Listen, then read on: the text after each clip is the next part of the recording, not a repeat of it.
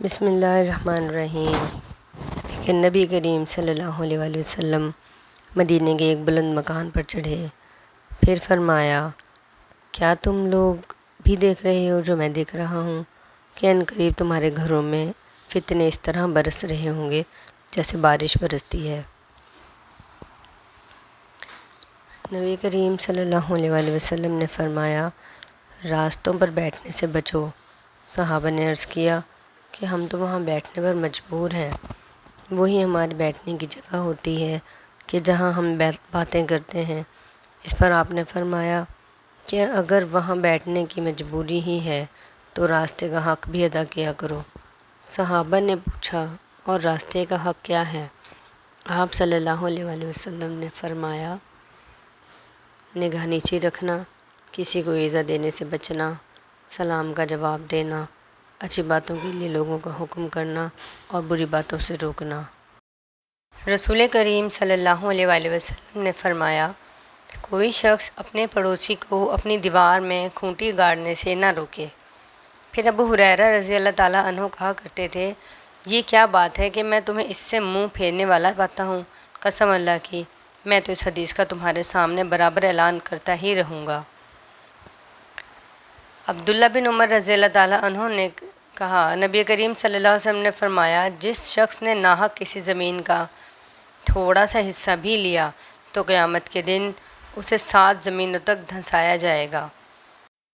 نبی کریم صلی اللہ علیہ وآلہ وسلم نے فرمایا، اللہ تعالیٰ کے یہاں سب سے زیادہ ناپسند وہ آدمی ہے جو سخت جھگڑالو ہو۔ نبی کریم صلی اللہ علیہ وآلہ وسلم نے فرمایا، 4 خصلتیں ایسی ہیں کہ جس شخص میں بھی ہوں وہ منافق ہوگا، یا ان 4 میں سے اگر کوئی ایک خصلت بھی اس میں ہے تو اس میں نفاق کی ایک خصلت ہے، یہاں تک کہ وہ اسے چھوڑ دے۔ جب بولے تو جھوٹ بولے، جب وعدہ کرے تو پورا نہ کرے، جب معاہدہ کرے تو بے وفائی کرے، اور جب جھگڑے تو بد زبانی پر اتر آئے۔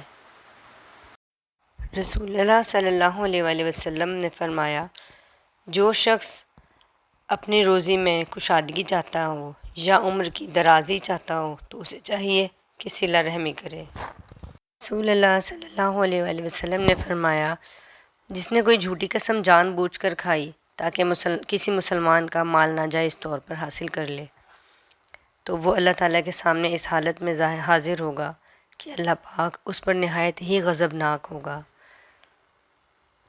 ایک صحابی کوئی چیز خریدتے وقت دھوکہ کھا جایا کرتے تھے۔ نبی کریم صلی اللہ علیہ وآلہ وسلم نے فرمایا، جب تو خریدا کرے تو کہہ دیا کر کہ کوئی دھوکہ نہ ہو، بس وہ اسی طرح کہا کرتے تھے۔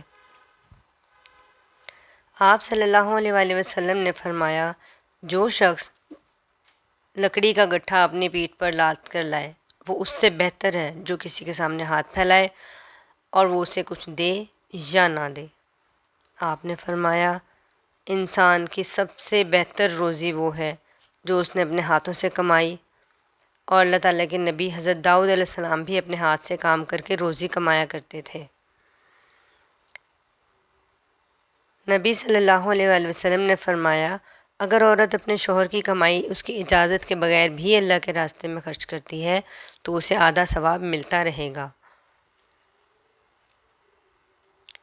آپ صلی اللہ علیہ وآلہ وسلم نے فرمایا، لوگوں پر ایک ایسا زمانہ آئے گا کہ انسان کوئی پرواہ نہیں کرے گا کہ وہ حلال سے کھا رہا ہے یا حرام سے۔